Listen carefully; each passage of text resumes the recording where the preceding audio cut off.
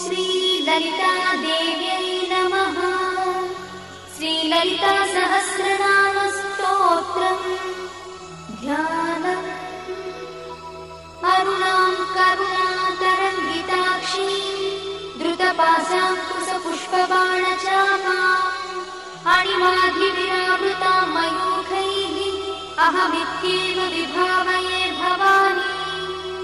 ध्यायेत् पद्मासनस्थां विकसितवदनां पद्मपत्रायताक्षीं हेमाभां पीतवस्त्रां करकलितलसद्देव पद्माम्बराङ्गी सर्वालङ्कारयुक्तां सततमभयदां भक्तनम्रां भवानी।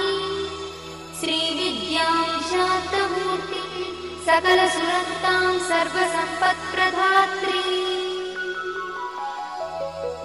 श्रीमाता श्रीमहाराज